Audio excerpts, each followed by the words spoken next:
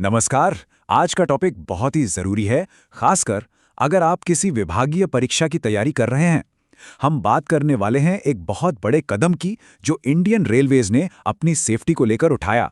जी हाँ, हम बात कर रहे हैं RRSK की, यानी राष्ट्रीय रेल संरक्षा कोष। चलिए इसको अच्छे से बिल्कुल डिटेल में समझते हैं। अब सवाल ये उठता है कि दुनिया का जो चौथा सबसे बड़ा रेलवे नेटवर्क है, उसको और ज्यादा सेफ कैसे बनाया जाए। सोचिए, ये कोई छोटी मोटी बात तो है नहीं, बहुत बड़ा चैलेंज है ये। तो चलिए देखते हैं कि इंडियन रेलवेज ने इस चैलेंज से निपटने के लिए आखिर किया क्या। तो आज हम क्या क्या देखने वाले हैं। सबसे पहले समझेंगे कि सेफ्टी को लेके चैलेंज क्या था, फिर RSSK को इंट्रोड्यूस करेंगे, बात करेंगे इसके 1 लाख करोड़ के फंड की, और फिर ये भी देखेंगे कि ये पैसा गया कहाँ, और हाँ, आखिर में इसका इम्पैक्ट क्या रहा वो भी जानेंगे।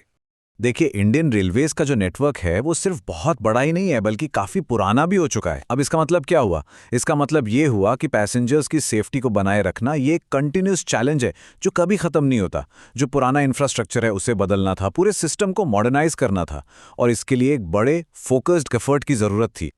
तो इसी चैलेंज से निपटने के लिए सरकार ने एक बहुत डिसाइसिव स्टेप लिया, और वो था राष्ट्रीय रेल संरक्षा कोष यानी RRSK की स्थापना।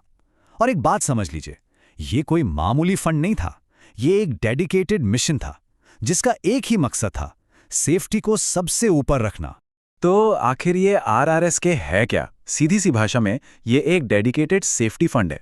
मतलब इसका पैसा सिर्फ और सिर्फ रेलवे सेफ्टी से जुड़े कामों पर ही खर्च हो सकता है और कहीं नहीं। और इसकी एक और खास बात है, ये नॉन लैप्सिबल है। इसका मतलब मान लीजिए 1 साल में जो पैसा खर्च नहीं हो पाया वो बेकार नहीं जाएगा, बल्कि अगले साल के लिए कैरी फॉरवर्ड हो जाएगा। ये जो पूरा मिशन था ये टाइम बाउंड था, मतलब एक तय समय के लिए। इसे 2017 में 5 साल के लिए लॉन्च किया गया।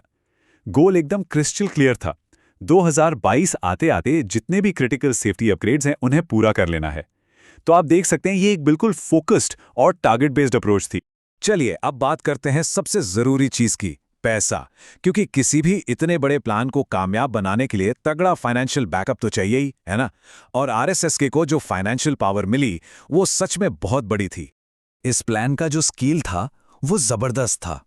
सेफ्टी को टॉप प्रायोरिटी पर रखते हुए एक ऐसा फंड बनाया गया जो इंडियन रेलवेज की हिस्ट्री में इससे पहले कभी नहीं देखा गया था। मतलब अनप्रेसिडेंटेड था।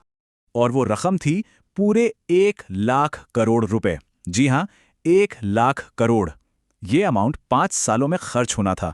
हिसाब लगाएं तो हर साल 20,000 करोड़ रुपए सिर्फ और सिर्फ सेफ्टी पर खर्च करने के लिए थे।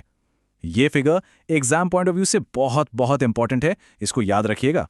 तो सवाल ये है कि इतना सारा पैसा आया कहां से? देखिए, इसका एक बड़ा हिस्सा तो आया गवर्नमेंट ऑफ इंडिया के बजट से, और जो बचा हुआ हिस्सा था वो रेलवे ने अपने इंटरनल रिसोर्सेज से मैनेज किया। मतलब साफ है, सेफ्टी को लेकर कमिटमेंट दोनों तरफ से एकदम पक्का था। ओके, तो 1 लाख करोड़ रुपए ये बहुत बड़ी रकम है।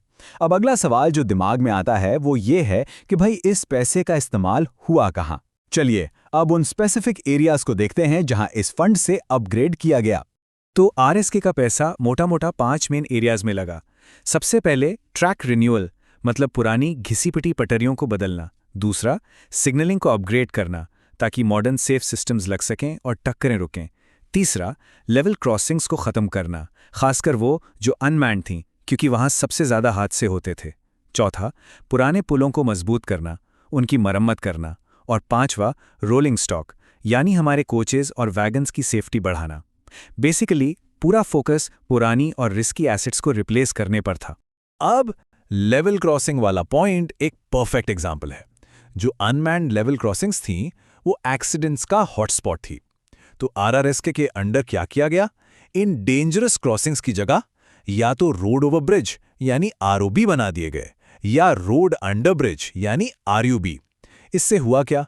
रेल ट्रैफिक और रोड ट्रैफिक दोनों अलग अलग हो गए और एक्सीडेंट का खतरा लगभग खत्म ही हो गया।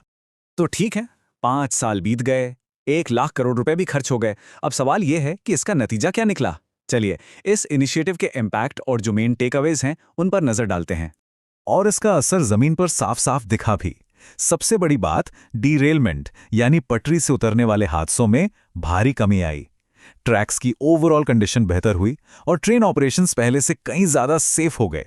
तो कह सकते हैं कि ये इन्वेस्टमेंट सीधे सीधे बेहतर सेफ्टी रिजल्ट्स में कन्वर्ट हुआ। चलिए अब एक क्विक रिवीजन कर लेते हैं। ये जो फैक्ट्स हैं ये एग्जाम के लिए परफेक्ट है। अगर कुछ मेन पॉइंट्स याद रखने हैं तो वो ये हैं। नाम राष्ट्रीय रेल संरक्षा कोष, लॉन्च हुआ 2017 में। ड्यूरेशन था 5 साल का। टोटल फंड था 1 लाख करोड़ और प्राइमरी फोकस था ट्रैक्स, सिग्नलिंग और लेवल क्रॉसिंग्स पर। ये पॉइंट्स एकदम रट लीजिए, बहुत इंपॉर्टेंट है। तो आखिर में हम क्या कह सकते हैं? देखिए, RRSK सिर्फ पैसा खर्च करने वाली स्कीम नहीं थी। ये इंडियन रेलवेज की सोच में, सेफ्टी को लेकर उसके अप्रोच में एक स्ट्रेटेजिक शिफ्ट था। मतलब अब हम प्रॉब्लम होने का इंतजार नहीं कर रहे थे। ये एक प्रोएक्टिव इन्वेस्टमेंट था ताकि प्रॉब्लम्स को होने से पहले ही रोका जा सके।